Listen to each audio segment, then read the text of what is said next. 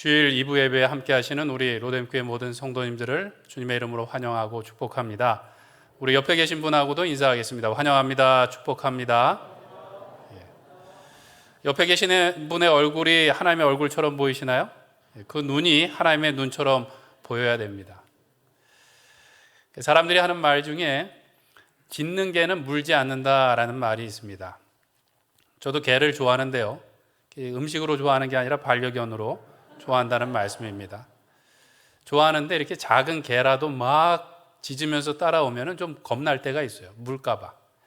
그런데 개가 그렇게 짖는 것은 사실 개가 더 무서워서 짖는 거라고 그러더라고요. 무서우니까 가까이 오지 마세요 라는 신호를 보내고 있는 거라고 합니다. 비슷한 말로 빈수레가 요란하다라는 말도 있습니다. 자신감이 없고 뭔가 두려울 때 더 큰 소리를 내게 된다라는 것이죠. 오늘 본문에 나오는 이스라엘의 대적들의 모습이 그러했습니다. 산발락과 도비아는 예루살렘의 공사가 진행되고 있다는 말을 들었을 때 오늘 4절에 보니까 크게 분노하였다라고 말합니다. 이전에 느헤미야가 예루살렘에 왔을 때는 이스라엘을 흥왕하게 하는 자가 오는도다라고 성경에 보니까 근심했다라고 말하고 있습니다. 이 산발랏은 느헤미야가 왕의 조서를 가지고 오는 왕의 측근이었다는 것을 잘 알고 있었어요. 그때까지만 해도 골칫거리가 하나 늘었구나라고 생각을 했습니다. 이스라엘 백성들이 이제 우리가 성을 다시 중수할 거다라고 말할 때도 그냥 비웃고 말았어요. 그런데 실제로 그 공사가 시작됐다고 하니까 이 산발랏이 크게 분노하였다라는 것이죠. 그리고선 유다 사람들을 향하여 비난하고 조롱하고 막 악담을 쏟아내게 되는 것입니다. 왜 그랬는가? 근심하던 일이 이제 실제로 벌어진 것이죠. 성경에는 그가 크게 분노하였다라고 말하는데 이렇게 분노했던 것은 그의 마음속에 두려움이 있었던 것이죠. 무엇이 두려웠는가? 그의 마음속에 무엇이 있었는지는 그가 유다 백성들을 향하여 조롱하는 말, 악담하는 말들 속에 있습니다. 그 말이 2절에 나와 있는데요, 우리 한번 같이 읽겠습니다. 시작. 자기 형제들과 사마리아 군대 앞에서 일러 말하되 이 미약한 유다 사람들이 하는 일이 무엇인가? 스스로 견고하게 하려는가? 제사를 드리려는가? 하루의 일을 마치려고 불탄 돌을 흙무더기에서 다시 일으키려는가 하고, 산발랏이 자기 군대와 일족들을 다 모아놓고 그 앞에서 이스라엘 백성들을 조롱하고 비웃었습니다. 그런데 실제로 그의 마음속에는 무엇이 있었는가? 왜 군대를 모아놓고 그 앞에서 조롱했을까요? 그의 마음속에는 두려움이 있었던 거예요. 그가 말하기를 이 미약한 유다 백성이라고 이야기합니다. 예전에는 미약했었습니다. 이스라엘 백성들이 다시 포로에서 돌아와서 성전을 건축하고 성벽을 건축하려고 할 때 산발랏이 쉽게 그것을 무너뜨려 버렸어요. 1장에서 나왔던 것처럼 예루살렘 성문이 불타고 그 쌓았던 것이 다 다시 무너지고 했던 것, 바로 산발랏이 그렇게 했던 것이죠. 그뿐만 아니라 이스라엘 백성들을 능욕했다라고 말하고 있어요. 치욕을 줘서 그들의 마음속에 있는 의지마저 꺾어놨습니다. 이전에는 미약했는데 이제는 그렇지 않을 것 같아서 이 산발랏 마음속에 두려움이 있었던 것이죠. 그 다음에 보면 스스로 견고하게 하려는가라고 조롱합니다. 견고하다라는 것은 다시 회복하다, 강하게 하다라는 뜻입니다. 산발랏이 보기에 여전히 페르시아의 지배 아래에 있고 자기가 그 권세를 받아서 지금 다스리고 있는데 감히 내 허락도 없이 뭔가 일을 꾸미고 있는 것이 괘씸하다라고 이야기하고 있는 것이죠. 그런데 이스라엘 백성들은 지금 스스로 견고하게 하려는 것이 아닙니다. 그들은 아닥사스다 왕의 조서를 받아서 지금 성벽을 건축하고 있고요. 더 중요한 것은 하나님께서 도와주셔서 하나님의 약속을 지금 이루어가고 있다는 것입니다. 정작 스스로 견고하게 하려는 사람은 누구인가? 도비아와 산발랏이었다는 것이죠. 이 산발랏은 이야말로 자기 스스로의 힘으로 견고하려고 강해지려고 애를 써왔던 사람입니다. 그는 페르시아 제국이 임명한 사마리아 지역의 총독 같은 그런 관리였어요. 그의 출신을 호론 사람이다라고 말하는데 호론이 어디였을까요? 호론은 모압 지역의 한 도시였다라는 말도 있고 호론은 또 그 당시에 우상의 이름이었다라는 말도 있습니다. 이 말은 출신이 확실하다는 건가요? 확실하지 않다는 것인가요? 확실하지 않다는 거예요. 최소한 그가 호론 사람이라고 했는데 호론이 어디인지 정확하게 기록될 만큼 역사에 유력한 도시가 아니었다라는 것이죠. 그는 모압이랑 관계가 있었을 것 같고 이스라엘 근처에 있었을 것 같은데 그는 바벨론식 이름을 쓰고 있습니다. 그 말은 무엇인가요? 그가 이 제국이 바뀔 때마다 이름을 바꾸어서 충성을 맹세하고 권력을 취했던 사람이라는 것이죠. 그리고 한편으로는 이스라엘 사람들의 유력한 사람들, 특별히 대제사장 엘리야십의 손자와 사돈 관계를 맺었습니다. 그것을 감추고 뒤에서 막 계략을 꾸미고 했어요. 그 이유가 무엇이었을까요? 한편으로는 당국에다가 충성을 하면서 권력을 쥐고 또 다른 한편으로는 이스라엘 사람들이 유력한 사람들과 정략 결혼을 맺어서 자기의 힘을 강하게 하려고 했던 것이죠. 암몬 사람 도비아도 마찬가지입니다. 그는 산발랏의 부하였을 수도 있고 그보다는 조금 낮은 관리였던 것으로 보입니다. 그는 암몬 사람이라고 되어 있어요. 암몬 사람이라고 되어 있는데 그의 이름은 유대식 이름이었습니다. 그 이름의 뜻은 여호와는 선하시다라는 뜻을 가지고 있었어요. 여호와는 선하시다. 그는 어떻게든 유대인들과 관계가 있어 보이는데 그는 지금 어떻게 살고 있는가? 페르시아 제국에 충성을 하면서 이스라엘 백성들을 괴롭히면서 살고 있었다라는 것이죠. 그리고 이 도비아도 마찬가지였습니다. 이스라엘의 유력한 가문과 이 사돈 관계를 맺고 있었고 뒤로 뭔가를 계속 꾸미는 사람이었습니다. 이 두 사람은 어떤 사람인가? 우리가 잘 생각해 보면 우리 일제시대 때 일본 제국주의자들과 이렇게 거기에 빌붙어 갖고 우리나라 사람들을 압제했던 일본 앞잡이와 비슷한 역할을 했다는 것이죠. 자신의 부족한 출신과 신분을 감추기 위해서 더 애쓰면서 제국에 충성을 맹세했던 사람인 것입니다. 그리고 그것을 유지하기 위해서 또 유력한 사람들과 뒤로 뭔가 관계를 맺고 있었죠. 그 자리에 오르기까지 또 그것을 지키려고 얼마나 치열하고 악랄하게 살아왔겠습니까? 그러니까 조금만 이상한 낌새가 보여도 이들 마음속에는 근심과 두려움과 걱정이 생기는 것이죠. 그래서 오늘 느헤미야와 이스라엘 백성들에게 더 심하게 비방하고 악담을 막 쏟아내고 있는 것입니다. 이것이 바로 자기를 의지해서 스스로 견고하게 되려는 사람의 특징이라고 할 수 있습니다. 자기의 힘으로 뭔가를 얻으려고 하니까 늘 근심과 걱정이 있고 평강이 있을 수가 없어요. 늘 두려움 가운데 있게 되고 이런 사람들의 또 다른 특징이 무엇인가 하면 말을 잘한다는 거예요. 말을 잘한다는 게 청산유수처럼 잘하는 것이 아니라 말을 쓰기를 좋아한다는 거예요. 말로 상대를 공격하기도 하고 말로 자기를 크게 보이도록 애를 쓰기도 하고 그것을 위해서 거짓과 비방과 또 악한 말을 서슴지 않는다는 것입니다. 말은 그 사람들이 자기의 힘을 과시하는 방법이기도 하고 결국 나중에 그들이 힘을 얻어서 무엇을 하려는가? 내 손이 가지 않아도 그냥 말로 다 해결되기를 바라는 것이죠. 말이라는 것은 그들에게 수단이고 나중에 힘을 과시하는 목적이 되는 것입니다. 우리가 잘 생각해 보면 정치인들도 그렇지 않습니까? 말을 잘해야 돼요. 말을. 사람들이 모인 자리에서 듣기 좋은 말을 얼마나 잘하는지 모릅니다. 그것이 거짓인지 진실인지는 중요하지 않아요. 선거철만 되면 나를 뽑아주면 모든 문제를 다 해결하겠다고 막 공수표를 날리는 것을 보게 됩니다. 참 이상한 것은 엊그제까지 본인이 반대했던 정책인데 마치 자기 것인 것처럼 막 얘기할 때도 있어요. 또 그런 분들이 청문회에 이제 그 청문위원으로 나오는 경우를 보게 되면 얼마나 말을 잘하는지요. 이 후보자가 한 명 나와서 뭔가 조금만 흠이라도 보이면 침소봉대 갖고 마치 거대한 비리가 있었던 것처럼 막 공격을 합니다.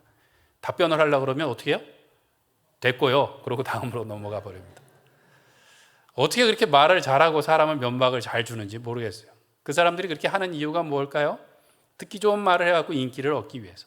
다른 사람을 깔아뭉개서라도 자기의 인지도를 높여서 다음번에 선거에서 또 힘을 갖기 위해서. 그리고 더 큰 그 자리에 나가서 힘을 얻기 위해서 그렇게 하는 것이죠. 자기 스스로 강해지려고 하는 사람들은 이렇게 말하기를 좋아합니다. 분명히 말에는 힘이 있기 때문이죠. 야고보서에 보니까 큰 배가 작은 키 하나로 움직이는 것처럼 우리 온몸이 우리의 혀로 통제된다라고 이야기하고 있습니다. 그래서 성경은 말을 조심해야 된다라는 이야기를 하고 있어요. 야고보서 3장 2절에 보면 이렇게 말씀합니다. 우리 한번 같이 읽어볼까요? 우리가 다 실수가 많으니 만일 말에 실수가 없는 자라면 곧 온전한 사람이라 능히 온 몸도 굴레를 씌우리라. 아멘. 성경은 누가 온전한 사람인가? 말에 실수가 없는 사람이다 라고 말합니다. 야고보서는 누가 경건한 사람인가? 혀를 제어하는 사람이 경건한 사람이다 라고 말합니다. 그런데 이상하게도 교회 안에는 말 때문에 여러 가지 문제가 생길 때가 있습니다. 말 한마디 때문에 마음이 상하기도 하고 또 상처를 받기도 하고 시험에 들기도 합니다. 또 그 반대도 있어요. 내 말을 들어주지 않는다고 억울해하는 분들도 많이 있습니다. 분명히 내가 지난번에 이렇게 해야 된다고 말을 했는데 들어주지 않는다고 그 억울함이 항상 가득하신 분들이 있다는 것이죠. 교회에서는 저마다 자기의 생각을 말하고 말대로 되었으면 하는 그럴 때가 있는 것 같습니다. 속으로 누구 얘기하시는 거 아닌가 이러실 텐데 우리 다 똑같습니다. 다 똑같은 그 증거가 무엇인가 하면 교회 다니지 않는 분들이 교회 다니는 사람들은 다 뭘 잘한대요? 말을 잘한대요. 상대보다 내가 조금 덜 잘할 뿐이지 교회 다니는 사람들은 다 말을 잘한대요. 때문에 우리는 항상 우리 자신을 돌아보아야 됩니다. 내가 말을 너무 많이 하고 있는 것은 아닌가. 이 말을 하면서 저도 제일 많이 찌리는 것 같아요. 교회에서 제가 말을 제일 많이 해야 되니까. 또 누군가가 내 말 때문에 상처받은 것은 아닌가 우리가 돌아봐야 되고요. 또 반대로 내 말이 들어지지 않았다고 억울해하고 있는 것은 아닌가. 또는 누군가의 말 때문에 내가 상처받았다고 하고 있는 것은 아닌가 돌아볼 때 혹시 내가 스스로 견고하게 되려고 애를 썼던 것은 아닌가라는 것을 돌아봐야 됩니다. 하나님의 뜻이 아니라 내 생각과 말이 이루기를 바랬기 때문에 혹시 내가 그런 것은 아닌가라고 우리가 돌아봐야 된다는 것이죠. 우리는 스스로 견고하게 되려고 할 것이 아니라 하나님으로 인해서 견고한 반석 위에 서야 될 줄로 믿습니다. 그것은 내 힘을 의지하는 것이 아니라 하나님을 의지하며 나가는 것을 말하는 것입니다. 그것은 하나님 앞에 스스로 겸비하는 사람이 되는 것입니다. 스스로 견고하려고 애쓰는 것이 아니라 하나님 앞에 스스로 겸비해야 된다라고 성경에 보면 많이 나와요. 겸비하다라는 것은 겸손하다라는 말하고 괴롭게 하다라는 이 뜻이 그런 합쳐진 의미입니다. 자기를 쳐서 하나님 앞에 자기를 낮추고 겸손케 되는 것을 겸비하다라는 것이죠. 이 겸비한 사람들의 특징은 무엇인가? 역시 말을 잘합니다. 말을 잘하는데 누구에게 잘하는가가 좀 달라요. 누구에게 잘하는가? 하나님 앞에 말을 잘하는 것이죠. 기도하는 사람, 겸손히 하나님 앞에 간구하는 사람이 겸비한 사람이라는 것입니다. 오늘 느헤미야가 바로 그러한 인물이었는데요. 4절 5절에 보면 그의 기도가 나옵니다. 우리 한번 같이 읽겠습니다. 시작. 우리 하나님이여 들으시옵소서. 우리가 업신여김을 당하나이다. 원하건대 그들이 욕하는 것을 자기들의 머리에 돌리사 노략거리가 되어 이방에 사로잡히게 하시고 주 앞에서 그들의 악을 덮어두지 마시며 그들의 죄를 도말하지 마옵소서. 그들이 건축하는 자 앞에서 주를 노하시게 하였음이니이다 하고. 아멘. 산발락과 도비아가 이스라엘 백성들을 조롱하고 저주했습니다. 성경에 보면 그가 자기의 일족들을 모아놓고 또 군대 앞에서 이 이야기를 했다고 하는데 꼭 그랬던 것만은 같지 않아요. 5절에 보니까 주의 앞에서라고 느헤미야가 이야기하고 있고요. 또 건축하는 자 앞에서 주를 노하시게 했습니다라고 이야기합니다. 그러니까 도비아와 산발랏이 자기 군대 앞에서뿐만 아니라 이스라엘 백성들 앞에서 그들을 조롱하고 하나님을 모욕했다라는 것이죠. 느헤미야가 그것을 다 들었어요. 다 들었는데 그 산발락과 도비아에게 말대꾸를 하지 않습니다. 그들과 맞대어 싸우지 않아요. 그가 한 일은 무엇인가 하면 그 문제를 들고 하나님 앞에 나아가서 기도했더라는 것이죠. 왜 그랬을까요? 하나님이 그 모든 일을 판단하실 재판장이시라는 것을 믿었기 때문입니다. 느헤미야의 기도를 보면 하나님 앞에 지금 고발하고 있어요. 저들이 우리를 업신여겼습니다. 그들이 했던 욕이 그들에게 돌아가게 해주십시오. 하나님을 노하시게 했습니다. 하나님 저들의 죄를 도말하지 마소서, 가만두지 말아주세요 라고 이야기하고 있는 것이죠. 시편에도 보면 다윗의 그 기도 가운데 이렇게 좀 센 말들이 많이 나올 때가 있어요. 그런데 우리가 주의해야 될 것은 오늘 느헤미야의 기도도 그렇고 다윗의 기도도 보면 개인사와 개인의 감정이 아닌 것입니다. 이스라엘 백성과 하나님에 대한 이야기에 그가 의분을 느끼고 지금 재판장이신 하나님 앞에 그 사항들을 고발하고 있다는 것이죠. 시편 75편 7절에 보면 이렇게 말씀합니다. 오직 재판장이신 하나님이 이를 낮추시고 저를 높이시느니라. 유일하신 재판장이 누구시라고요? 하나님이시다라고 성경은 말씀하고 있습니다. 모든 판결은 하나님께 맡겨드려야 되는 것이죠. 그런데 우리는 쉽게 우리가 결론을 낼 때가 있습니다. 나는 전혀 잘못이 없거나 아주 조금 있고 상대가 다 잘못한 것처럼 원인을 제공한 것처럼 이야기할 때가 있습니다. 어디서 판결을 받았을까요? 우리 스스로 했죠. 내가 검사가 돼서 기소도 하고 판사가 돼서 판결도 이미 내린 경우들이 있다는 것입니다. 그런데 우리가 기억할 것은 이 우주 만물을 지으셨을 뿐만 아니라 판단하시고 재판하실 분은 오직 하나님밖에 없는 줄 믿습니다. 이 말은 우리가 그 앞에 죄인이라는 것을 기억해야 된다는 것이에요. 특정한 사안에 대해서 우리가 일방적인 피해자일 수 있지만 하나님 앞에서 내가 무죄하다, 내가 정당하다, 내가 의롭다 말할 사람이 있을까요? 없을까요? 없다라는 거예요. 없다. 하나님 앞에 우리가 그렇게 정당하다고 의롭다라고 말할 사람이 한 사람도 없다는 것이죠. 누구를 보면 알 수 있는가? 욥을 보면 알 수 있습니다. 욥기 1장에 보면 여러 번 하나님께서 반복하시는 말씀이 무엇인가 하면 욥은 온전하고 정직하여 하나님을 경외하고 악에서 떠난 자다라고 이야기하고 있어요. 하나님이 인정했고 하나님의 자랑이었던 이 욥이었는데 그가 여러 가지 고난을 겪을 때 그의 친구들이 와서 이야기합니다. 욥, 잘 생각해 보니까 너 아무래도 뭔가 죄가 있는 것 같아. 회개해. 욥이 계속해서 말하기를 나는 죄를 지은 일이 없다. 하나님께서 이 일을 허락하신 것뿐이다 라고 자기의 정당성과 무죄함을 주장하게 됩니다. 그런 그가 나중에 하나님을 대면해서 보게 됩니다. 그리고 나서 회개하는데 이렇게 말합니다. 욥기 42장 3절에 보니까 무지한 말로 이치를 가리는 자 누구이니까 나는 깨닫지도 못한 일을 말하였고 스스로 알 수도 없고 헤아리기도 어려운 일을 말하였나이다. 그리고 6절에 보니까 그러므로 내가 스스로 거두어드리고 티끌과 재 가운데서 회개하나이다 라고 말합니다. 그가 자기의 무죄함과 정당함을 막 피력을 했는데 보니까 하나님 제가 깨닫지도 못한 것을 말했고 알 수도 없는 것, 헤아리기 어려운 것들을 제가 말했습니다. 스스로 회개합니다 라고 이야기했다라는 것이죠. 하나님께서 인정하시는 사람도 결코 예외가 될 수 없습니다. 우리가 판단자가 될 수 없고 하나님께 맡겨드려야 될 줄 믿습니다. 다윗의 경우도 마찬가지였어요. 다윗은 억울하게 사울에게 쫓겨다니며 죽을 위기에 있었지만 그가 다윗에게 직접 복수하지 않았습니다. 하나님께서 하실 거라고 하나님께 맡겨드렸어요. 그리고 더 심했던 경우는 그가 압살롬의 칼날을 피해서 도망할 때였습니다. 그때 그가 급하게 도망하는데 게라의 아들 시므이가 베냐민 사람이었어요. 베냐민 사람은 누구냐면 사울의 이제 친족쯤 됐겠죠. 그가 나와서 돌을 던지면서 다윗을 저주합니다. 피를 흘린 자여, 사악한 자여, 가거라, 가거라. 네가 피가 흘려서 지금 압살롬의 손에 하나님께서 너를 붙였다라고 막 저주를 합니다. 가뜩이나 비참하고 괴로운데 시므이가 와서 이렇게 조롱하면서 돌을 던지는데 마음의 화가 났겠죠.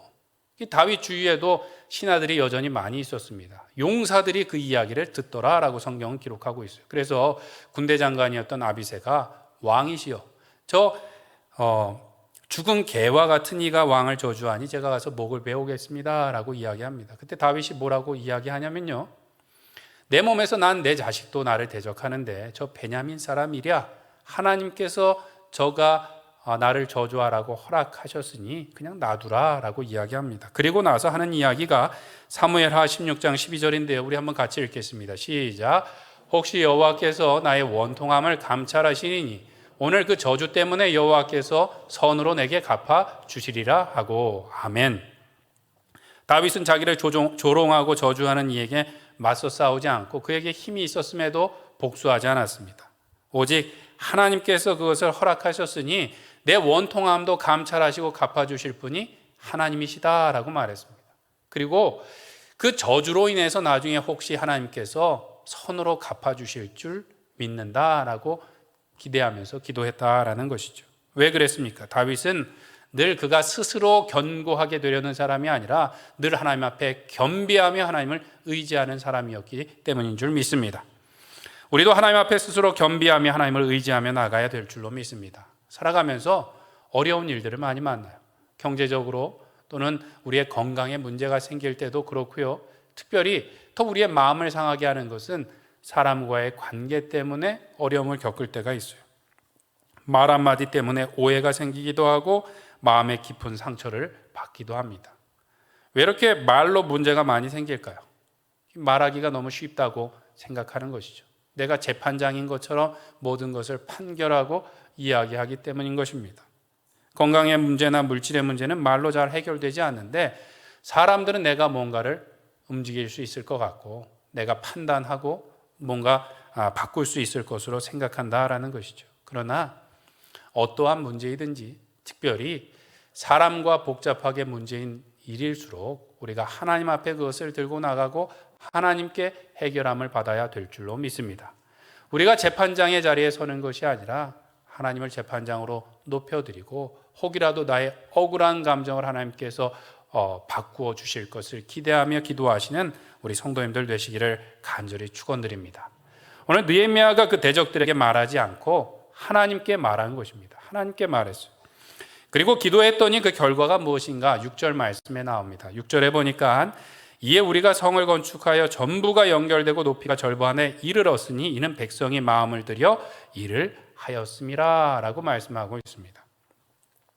산발랏은 그 역사를 하루에 이루려고 하는가라고 조롱했어요. 뭘 그렇게 급하게 하느냐, 니네들이 그것을 끝낼 수 있겠느냐라고 말하고요. 불타서 땅에 묻혀버린 돌들로 지금 성을 쌓겠다고 하는 것이냐라고 조롱을 했습니다. 그런데 그야말로 불타서 버려진 돌과 같은 이스라엘 백성들이 하나가 되어서 그 역사를 이루었습니다. 전부 성이 연결되었다라고 이야기하고 있어요. 모든 성벽이 연결되고 높이가 절반쯤 되었다라고 말합니다. 성경은 그렇게 할 수 있었던 이유가 이스라엘 백성들이 마음을 들여서 일했대요. 전심으로 일했다라고 성경은 기록하고 있습니다.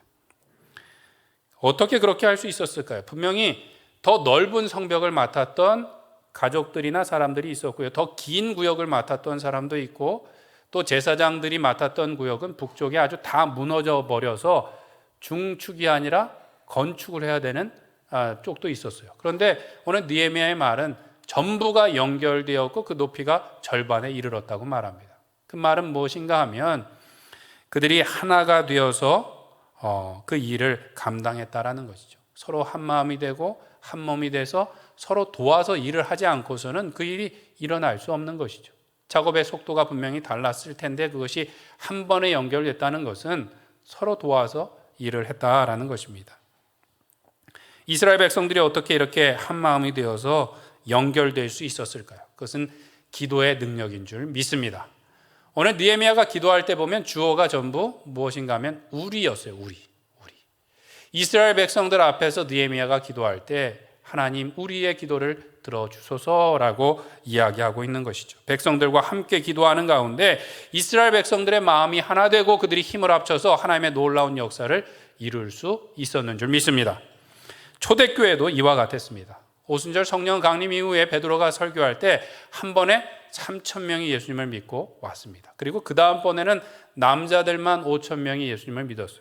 그러니까 며칠 안에 이스라엘 예루살렘 교회는 거의 몇만 명의 성도가 됐을 거예요. 그런데 그들이 모여서 무엇을 했는가? 모든 물건을 통용하고 재산을 팔아 서로의 필요에 따라 나눠주고 날마다 성전에 모이고 집에 모여서 하나님을 찬송했다라고 말하고 있습니다. 수많은 사람들이 갑자기 모여서 막 서로 나누고 예배하고 하는 일들이 있었는데 문제가 있었을까요? 없었을까요? 문제가 있었던 것이 아니라 오히려 믿지 않는 사람들에게 칭송을 받으니 날마다 믿는 자들이 더하더라라고 말씀하고 있어요. 어떻게 그렇게 할 수 있었을까? 성경에 보니까 초대교회 성도들은 기도에 힘썼다라고 말하고 있습니다. 사도행전 2장 42절 말씀인데요. 우리 한번 같이 읽겠습니다. 시작. 그들이 사도의 가르침을 받아 서로 교제하고 떡을 떼며 오로지 기도하기를 힘쓰니라. 아멘. 이 말씀이 아까 말씀드렸던 것처럼 재산을 팔아 서로의 필요를 따라 나눠주고 하는 말씀 바로 앞에 나옵니다. 초대교회가 모여서 무엇을 했는가? 사도의 가르침을 받아 서로 교제하고 떡을 떼며 무엇보다도 오로지 기도에 힘쓰니라. 초대교회는 기도에 힘쓰므로 예수 그리스도의 견고한 몸으로 하나 되었다라는 것이죠. 하나님께 기도함으로 하나님께서 놀라운 역사를 이루어 주실 줄 믿습니다. 우리도 교회 안에 여러 가지 일들이 있지만 함께 모여서 기도할 때 하나님께서 우리의 마음을 모아주시고 우리의 힘을 합하여 주시고 우리 교회를 더욱더 든든히 세워주실 줄 믿습니다. 중요한 것은 사람에게 이야기하는 것이 아니라 누구에게 이야기해야 되나요? 하나님께 이야기하는 겁니다. 하나님께. 이게 중요합니다. 제가 처음 사역을 할 때 한 20년 전에 중등부 사역을 했습니다. 그때만 해도 이 교육부서가 아주 부흥할 때여서 선생님들만 한 40명이 있었어요. 1년에 2번 막 수련회도 선생님들만 수련회를 갔었는데 1박 2일 수련회를 갔습니다. 지금처럼 이렇게 멋진 펜션이 많지가 않을 때였는데 북한강이 이렇게 내려다 보이는 곳에 범선처럼 지은 건물에서 수련회를 했어요. 저녁도 잘 먹고 이제 밤이 되니까 분위기가 얼마나 좋았겠습니까? 서로에 대해서 더 많이 알자고 하면서 남들이 모르는 자기의 과거의 이야기를 이렇게 사진을 가지고 와서 이야기를 했습니다. 서로 많이 달라진 모습에 놀라기도 하고 옛날 모습을 보면서 놀리면서 막 깔깔깔거리고 있었는데 한 중년의 기혼의 선생님께서 감당하지 못할 이야기를 끝내셨습니다. 옛날에 라고 하시면서 옛날에 사랑과 전쟁에 나올 법한 이야기를 그냥 이렇게 툭 던져 놔버리셨어요. 모두가 당황스러웠는데 이야기를 제가 잘 마무리했습니다. 그리고 오늘 여기서 한 이야기는 바깥에서 하지 맙시다 이렇게 잘 당부를 했어요. 그런데도 제 마음이 불안한 거예요. 목사님 한 분에게 이제 조언을 구했더니 하나님께 이야기를 많이 하면 된대요. 아무리 입단속을 해도 입이 근질거려서 다른 데 가서 얘기를 할 수밖에 없다는 거예요. 그런데 하나님 앞에 이야기를 많이 하고 나면 다른 곳에 가서 얘기를 덜 하거나 안 하거나 그렇게 된다는 거예요. 그래서 다시 선생님들 모이세요. 그래갖고 그 밤에 기도회를 아주 뜨겁게 했습니다. 그래서 20년이 지난 지금에도 아무 문제가 없었다는 이야기입니다. 그런데 이 비슷한 일들이 우리가 교회에 있다 보면 생기죠. 구역에서 내 구역장을 믿고 구역 식구들을 믿고 기도 제목을 냈어요. 물론 기도 제목을 같이 여러 사람이 기도하는 건 분명히 맞는데 때에 따라서 경우에 따라서 이제 좀 조심스러운 기도 제목은 그 구역 안에서 또는 교구 안에서만 이렇게 나눌 때가 있지 않습니까? 기도 제목을 나눴는데 며칠 있다가 길을 가는데 다른 교구의 아무개 집사님이 아이고 집사님 그 집에 이런 일이 있었다면서 그 집 남편 이랬다면서 내가 기도할게 라고 말하면 어떻게 힘이 될까요? 아니면 힘이 빠질까요? 힘이 빠지고 시험에 드는 거죠. 그래서 시험에 들었다고 말하는 경우에 50% 이상은 다 이와 같은 경우입니다. 왜 그런 일이 생길까요? 하나님 앞에 충분하게 얘기하지 않으니까 입이 근질거려서 다른 곳에 가서 이야기를 하게 된다는 것이죠. 하나님을 의지하지 않고 내 스스로 무언가를 하려고 하는 사람들, 하고 싶은 사람들은 말을 쉽게 한다는 것입니다. 얼마 전에 지구촌 교회 원로 목사님이신 이동원 목사님의 강의를 하나 들었는데요. 소그룹과 중보기도에 대한 강의였습니다. 어떤 소그룹이 건강한가, 어떤 교회가 건강한가, 마음 놓고 기도 제목을 내어놓고 뜨겁게 기도하는 교회가 건강하다라는 거예요. 기도 제목을 마음 놓고 내놓을 수 있어야 된다라는 거예요. 그 말은 무엇인가 하면 하나님을 의지하고 뜨겁게 기도하는 교회가 그 소그룹이 건강한 소그룹이고 교회다라는 이야기를 하시는 것이죠. 저도 사역을 하면서 이 비슷한 일들을 겪게 됩니다. 긴급하고 중요한 기도 제목이 있으면 구역장님들께 이제 카톡을 보내요. 그러면 구역장님들이 그 구역 성도님들께 다 보내서 정해진 시간에, 수술 시간에 맞춰서 딱 기도를 하게 됩니다. 그런데 꼭 그 이야기를 다른 사람들에게 막 이야기하고 다니시는 분들이 꼭 있을까요? 없을까요? 있어요. 그러면 기도 제목을 나누지 말아야 될까요? 그래도 나눠야 될까요? 그래도 나눠야 되죠.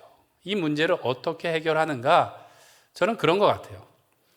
옛날에 이제 군대에서 이게 격파 시범을 보일 때가 있어요. 그러면 아무리 단단한 대리석이라도 그게 깨지면 손이 아플까요? 안 아플까요? 손이 안 아파요. 그런데 조금 덜 단단해 보이는 송판이라고 해도 두려운 마음으로 이걸 부러질까 안 부러질까 하고 어설프게 쳐갖고 이게 안 부러지면 손이 부쩍 아픕니다. 기도하는 것도 마찬가지인 것 같아요. 우리가 두려운 마음으로 할까 말까 하면서 이렇게 나누다 보면 우리의 마음을 상하게 하고 아픈 일들이 생깁니다. 그런데 하나님께서 반드시 해결해 주실 줄 믿고 그것을 내놓고 함께 뜨겁게 기도함으로 문제를 돌파하는 경험이 쌓이고 쌓일 때 그러한 일들이 우리 가운데 없어지고 오히려 성령 충만하며 기도로 하나 되어지는 교회가 되어질 줄 믿습니다. 말씀을 맺겠습니다. 세계 많은 민족들 가운데 한이 많은 민족이 있는데 특별히 일본과 한국이 그렇대요. 일본은 그런 원한을 복수라는 문화로 많이 발전시켰다는 거예요. 그래서 사무라이들이 막 나오고 그랬던 것이죠. 반면에 한국은 나름의 기도로 그것을 승화시켜 왔다는 거예요. 왜 사극에 보면 장독대에다 물을 떠놓고 비나이다 비나이다 그러지 않습니까? 그러다 보니까 이 한국에 기독교가 들어왔을 때 이것을 무엇으로 승화시켰는가? 기도의 문화로 승화시켰다는 것이죠. 그래서 새벽 기도를 하고 철야 기도를 하고 열심히 기도하는 그 민족이 되었다는 겁니다. 그 기도로 인해서 교회가 부흥했고 이 나라가 폐허 가운데 재건이 되었다라는 것이죠. 저도 세계 여러 곳을 다녀봤지만 아직까지 새벽 기도를 이렇게 하는 교회를 보질 못했습니다. 한국 교회만큼 기도를 열심히 하는 교회가 없다는 것이죠. 그래서 한국 기독교는 기독교가 아니라 기도교라고 불러야 된다는 사람도 있어요. 기도를 열심히 하는 거예요. 우리나라가 일제 수탈로 인해서 사실은 껍데기만 남았던 나라 아닙니까? 껍데기만 남아서 조금 살아보려고 했더니 6.25가 터져서 그것마저 다 불타고 없어졌던 나라입니다. 그런데 우리나라가 여기까지 왔어요. 2차 세계대전 이후에 원조를 받았던 나라 중에 지금 다른 나라를 돕고 있는 나라가 어디인가 하면 한국이 유일하다는 거예요. 올해 OECD에서 경제지표를 발표했는데 세계 많은 나라 가운데 한국이 코로나를 잘 막아내고 9위에 이를 것이다. 경제력과 군사력은 더 올라갑니다. 어떻게 폐허 가운데 이렇게 우리나라가 발전을 하고 세계에서 선교사를 두 번째로 많이 보낼 수 있는 나라가 되었을까? 그것은 한국교회와 한국교회의 기도 외에는 설명되지 않는다는 것이죠. 사랑하는 성도 여러분, 코로나 가운데 교회는 믿지 않는 사람들에게 손가락질을 당하고 비판을 많이 당했었습니다. 또 우리 교회도 여러 가지 내외적으로 어려운 일들을 겪어왔습니다. 어떻게 하면 이 한국교회가 다시 한번 굳건하게 설 수 있을까요? 우리 교회가 우리의 바람처럼 어떻게 하면 굳건하게 다시 견고해질 수 있을까요? 그것은 우리가 하나님 앞에 스스로 겸비하며 기도하는 길이 줄 믿습니다. 누구나 다 괜찮은 생각들을 다 가지고 있어요. 중요한 것은 그것을 사람에게 이야기하는 것이 아니라 하나님 앞에 아뢰드려야 될 줄로 믿습니다. 코로나 가운데 경제적인 문제를 겪는 가정들도 있고 자녀들의 문제, 특별히 자녀들의 신앙 문제들을 가지고 있을 때 그것을 하나님 앞에 올려드리길 원합니다. 또 우리가 교회를 걱정하고 염려하는 마음들도 하나님 앞에 올려드릴 때 하나님께서 우리를 회복하시고 견고하게 세워주실 줄 믿습니다. 때로는 우리가 열심히 하려고 해도 여러 가지 난관과 어려움과 비판과 마음의 상처를 받을 때가 있어요. 그러나 그런 것 가운데 두려워하지 말고 근심과 걱정하지 말고 겸손히 하나님 앞에 엎드려 기도함으로써 우리의 교회와 하나님께서 맡겨주신 귀한 가정을 견고하게 세워나가시는 주의 권속들 되시기를 간절히 축원드립니다. 우리 시간 함께 기도하실 때 함께 나눈 말씀을 놓고 기도하겠습니다. 하나님, 우리가 스스로 견고해지려는 사람이 아니라 하나님 앞에 겸비함으로 하나님을 의지하는 사람 되게 하여 주시옵소서. 우리의 말로 무언가를 이루려고 하지 말게 하여 주시옵고 오직 재판장 되시며 환난 날에 도움 되시는 하나님 앞에 올려드리게 하여 주시옵소서. 하나님 앞에 기도함으로 이 나라와 한국 교회가 다시 견고케 되게 하여 주시옵고 우리 로뎀 교회가 그리스도의 몸으로 아름다운 성전으로 더욱더 견고하고 아름답게 올려지게 하여 주시옵소서. 우리 주여 한번 부르짖고 기도하겠습니다. 주여, 사랑이 많으신 하나님 아버지, 오늘도 하나님의 자녀 삼아 주시옵고 우리를 한 교회로 묶어주신 것을 감사합니다. 오늘도 우리를 은혜로 구원하신 하나님을 의지하여 주님 앞에 나아가오니 하나님, 우리의 말이 아니라 우리의 기도로 하나님 앞에 우리가 올려지게 하여 주시옵소서. 우리가 스스로 견고해지려는 사람이 아니라 스스로 겸비함으로 주님 앞에 나아가는 우리가 되게 하여 주시옵소서. 우리가 무언가를 스스로 이루려는 것이 아니라 오직 하나님, 우리의 재판장 되신 주님 앞에 모든 것들을 맡겨드리는 우리가 되게 하여 주시옵소서. 하나님 앞에 기도하는 가운데 놀라운 사랑과 은혜와 능력을 힘있게 하여 주시옵소서. 하나님, 이 나라와 이 대한민국의 교회를 위해서 기도하는 가운데 다시 한번 힘을 내서 하나님 세계를 치유하는 나라요 교회가 되게 하여 주시옵고, 복음 들고 땅끝까지 이르는 주님의 교회 되게 하여 주시옵소서. 우리 로뎀교회도 하나님 기도함으로 주님을 의지함으로 견고하게 세워지게 하여 주시옵고, 아름다운 주의 성전으로 올려지게 하여 주시옵고, 하나님 이 시대 가운데 많은 사람들에게 칭찬받고 칭송받고 믿는 자들이 날마다 더해지는 놀라운 역사가 있게 하여 주시옵소서.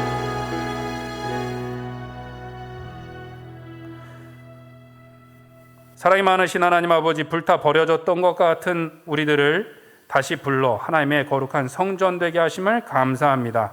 오늘도 주님을 의지하는 주의 백성 되게 하여 주시옵고, 하나님 앞에 겸비하며 기도하며 나아가는 가운데 하나님, 우리의 가정이, 우리의 교회가, 이 나라와 이 교회가 하나님 주님의 말씀 위에 굳게 서게 하여 주시옵소서. 주님의 놀라운 역사를 감당하며 주의 영광을 드러내는 우리와 우리 교회 될 수 있도록 인도하여 주시옵소서. 예수님의 이름으로 기도드립니다.